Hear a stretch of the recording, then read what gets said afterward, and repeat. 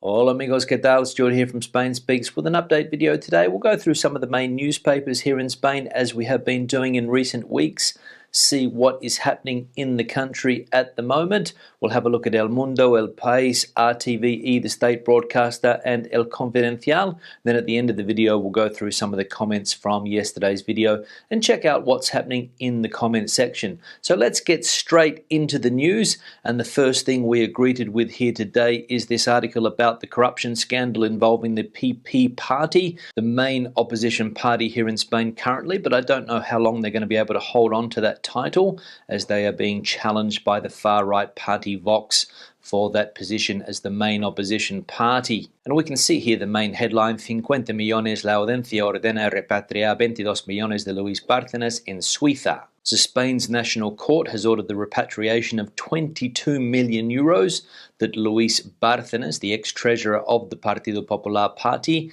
has in Switzerland. Now, as we know, this is a scandal that has been going on for a long time now here in Spain, this Gürtel scandal, or the scandal involving the Partido Popular party. I think it first came to light back in 2009, and people were sentenced to prison in 2018. Luis Bárcenas, for example, was sentenced to something like 33 years for his involvement in the scandal, and the other person that was behind the scandal, a person called Francisco Correa, was sentenced to more than 50 years in prison for his involvement. And now they're trying to get the money back from Switzerland, 50 million euros as we can see. Mr. Bárcenas has 22 million, and the other person that I just mentioned, Mr. Correa, something like 28 million euros in Swiss bank accounts. Mr. Bárcenas, as you can imagine, has always said that this money didn't come from corruption. He says that he made this money legally with business transactions with people outside Spain, and of course he decided to put it into a Swiss bank account to keep it safe, keep it out of the country, and was saving it there for his retirement. And the court's today starting the process to get this money back to Spain. Now we'll scroll down and see if there's anything else that catches our attention. We'll click on this one here about Vox and the Partido Popular,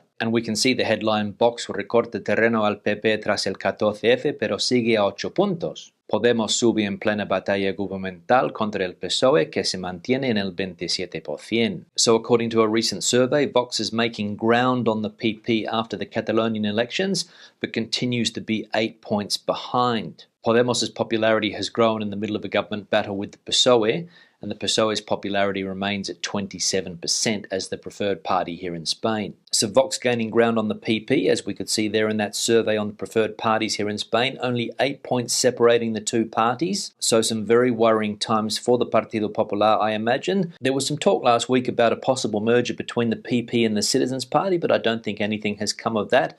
I don't think the Citizens Party want to merge with the PP, but as I said, things are a little bit worrying inside the PP because of the rise of Vox. Can the PP bounce back, or will Vox become the main opposition party in Spain? Time will tell. Now we'll leave El Mundo, we'll go to El País and see what's happening there. We'll scroll up and see if there's any news that catches our attention. And we'll click on this article here about the recent violence in Catalonia, and the headline: La gestión de la violencia callejera agrava la inestabilidad en Catalunya. So the management of the recent street violence in Catalonia has aggravated instability in that particular part of Spain. And the violence, the riots and lootings continued last night for the 6th consecutive night in some of the big cities there in Catalonia, Barcelona in particular.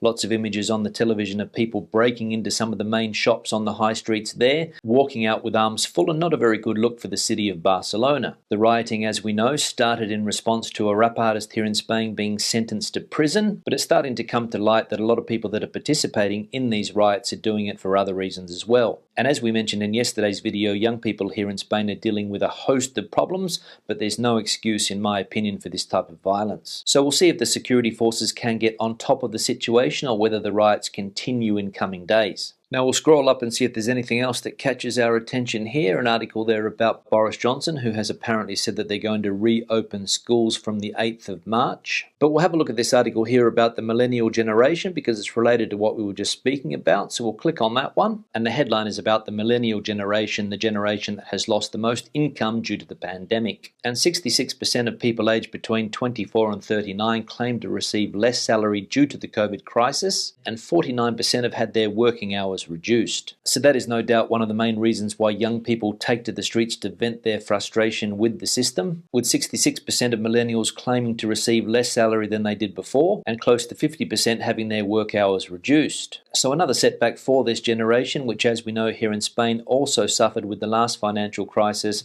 back in 2008 to 2014. Now we'll leave El País there and go to El Confidencial, see what's happening in this particular newspaper today.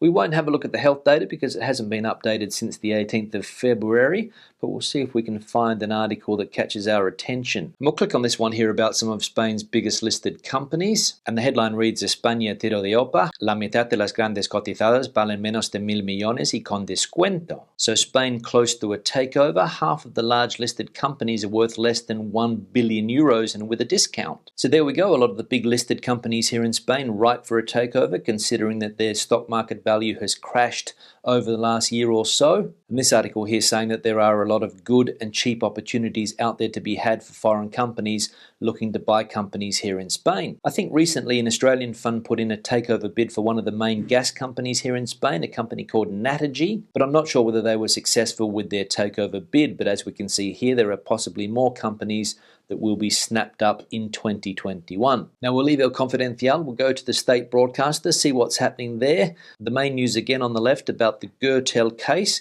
We'll scroll up and see if there's anything else that catches our attention. And we'll click on this article here about the vaccination plan, see what they're talking about. And it is that Madrid will hire retired health workers to expand its vaccination capacity. And there's been a fair bit of talk and debate in recent times here in Spain about this vaccination plan and the fact that there isn't enough people qualified to administer vaccines in the country, looking for more people to be able to do so. I think I read back in January that the country was looking for 15,000 extra nurses to be able to administer the vaccine here in Spain. So this is obviously something that Madrid has decided to do in order to speed up the vaccination plan in this particular part of Spain. Now we'll leave the news there and go into the comment section, see if we can find a few comments. We'll have a look at this one here from Mark. Pent-up demand for holidays.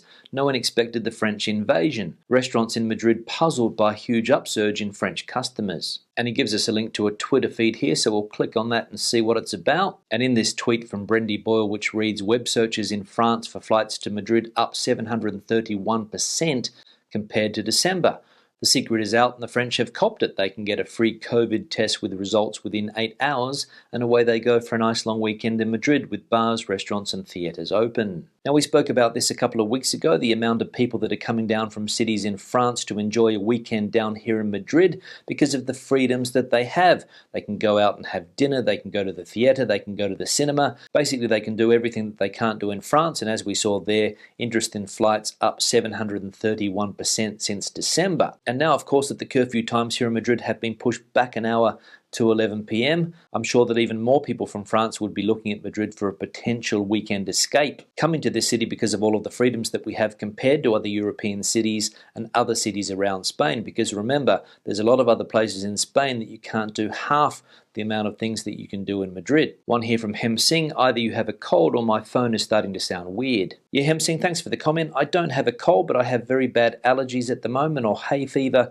if you like. I spent the weekend in the garden trying to clean it up after the snowstorm destroyed it a few weeks ago, and all of that chopping and cutting that I was doing set off my allergies. I had very itchy eyes, a runny nose, and it was very uncomfortable there for a day or so, but I'm feeling better today. And the good news is that I have cleared away all of the dead plants and dead branches, so I'm ready to replant my garden for the spring. On that note, I'll start to wrap the video up. Questions and comments, please leave them in the section below. Debate the situation out as you normally do. Give it a thumbs up if you liked it, thumbs down if you didn't. I'll see you in the next one. Hasta mañana.